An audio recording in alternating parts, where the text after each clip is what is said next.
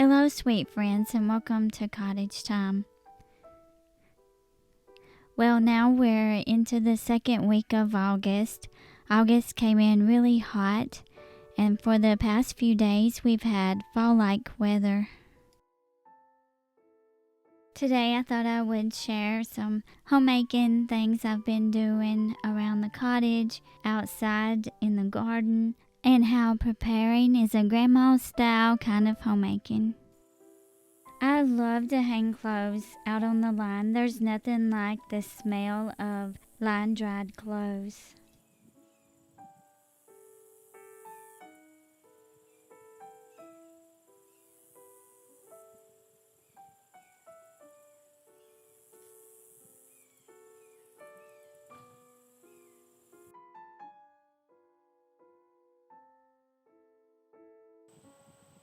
I came outside to gather some chives. I'm making fried salmon patties for dinner, and I really like to put chives in those.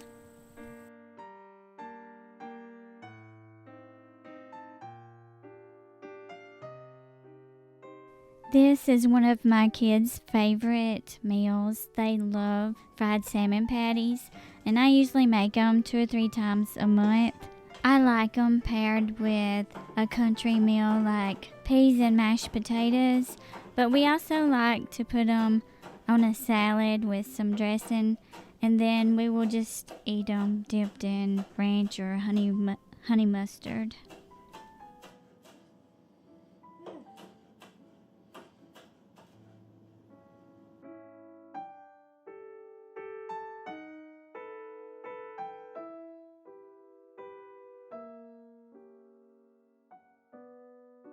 I used to make my salmon patties with flour, and then, I don't know, I must have been out of flour. I decided one day to make it with corn flour, which is cornmeal just ground up really fine to where it's a flour consistency, and we like that so much better. As a homemaker, sometimes it may seem like your thoughts are consumed with preparing meals. What's the next meal gonna be? And I'm sure that's kind of similar to grandmas of, say, 50 years ago, where they gardened and grew most of their produce, and some even raised most of their meat. In the book On the Banks of Plum Creek by Laura Ingalls Wilder, I remember there was one time where Paul was saying how there wasn't much game left in the area, and Ma said, we'll just have to plan ahead and raise our own. I feel like growing your own food is a grandma type of homemaking skill that if you have the ability to even start to learn, that it's a good time to jump into that and try to learn those skills. But not only raising and growing your own food, but also learning the skills to preserve it so that it will last you until the next growing season. That's one thing I feel like I'm constantly learning in this area about what it takes to grow food and preserve it.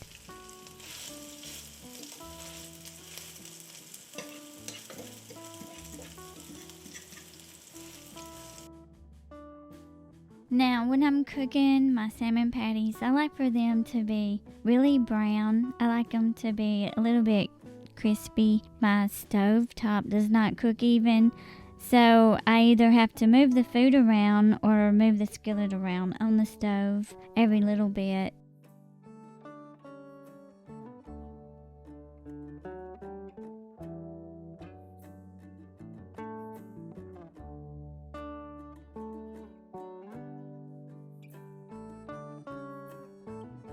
I would love to have an old wood cook stove. My sister has one on her back porch that she cooks on sometimes. Do any of you cook on a wood cook stove?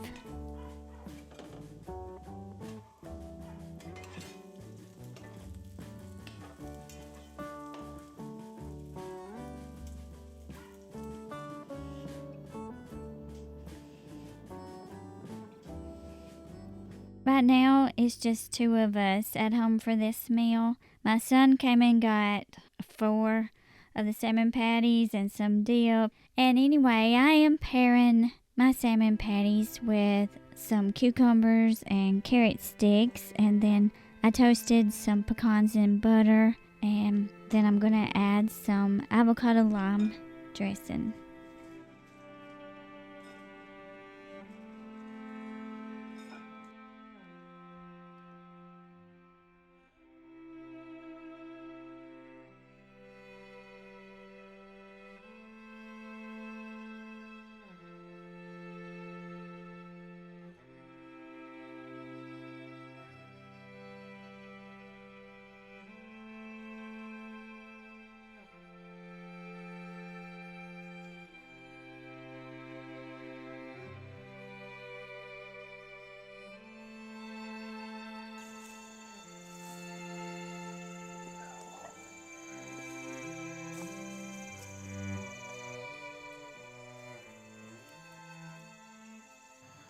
Sean and I are digging some potatoes today. We won't be able to get them all today, but finish out these 3 rows because I want to plant a fall garden here in the coming week or 2, because the middle of August is when you want to start, in zone 6 anyway, it's when you want to start planting your fall garden.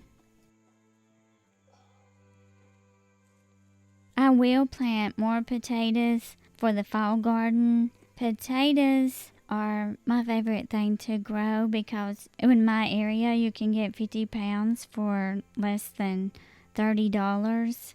And then I just put a whole potato in the growing spot. I don't cut them and dry them or any of that stuff. I just put the whole potato down. You can cover it up with hay or you can cover it up with dirt. As the potato plant grows, just either put more hay around it or hoe more dirt up around the plant. And pests in my area are very minimal, and I don't really have very much damage from pests. So if you're new to gardening and you want to get started, I highly recommend starting with an easy crop like potatoes. After you harvest the potatoes, you want to harden them off, and I do that by placing them in a paper bag and roll it up so that it stays dark. And I'll leave them in here for about 2 weeks, and make sure you don't wash them because leaving the dirt on them helps kind of preserve them and make them last longer. And that's all you do, and every couple of weeks you might want to go through them and take out any bad potatoes so that it doesn't ruin any other ones.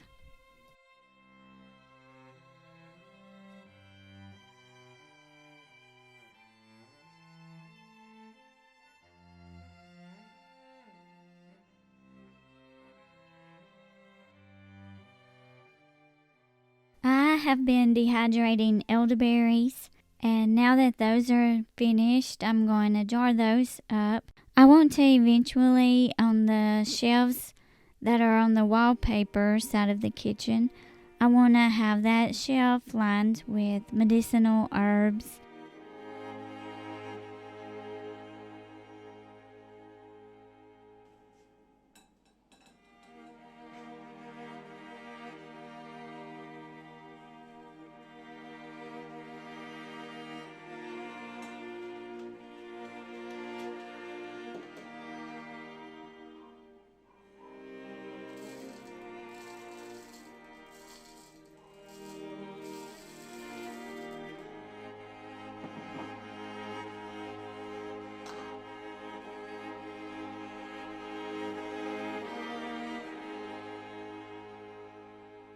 Not too long ago, I bought 40 pounds of organic apples. We've been eating on those, but eventually I knew that I would have to dehydrate some, and so I'm going to go ahead and tackle some of that today. I very much dislike whenever food goes bad, and I want to be a good steward of our food. The area of preservation that I know most about is dehydrating.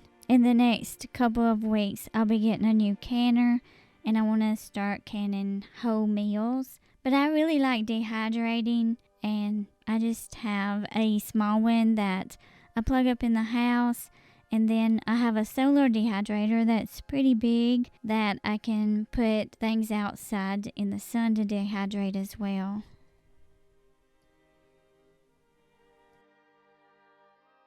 Growing up, my mama canned a little, but she never taught us, and about a year ago, I found out why she said Ma Hughes and Ma Lillis, her mama, were canning green beans, and the canner exploded and green beans went everywhere. And after that, her mama didn't really can, so she was always kind of scared of it after that too. With improved canners nowadays, and they even have electric ones, I'm thinking I'm going to give it a try and see if I like it. I did have a dear friend from church come over. She's in her 80s now, and she gave me a hands-on lesson in canning a few years ago. We canned a good bit of food, so I have a general idea of how the process should go. Please let me know in the comments below if you have a favorite way of preserving food.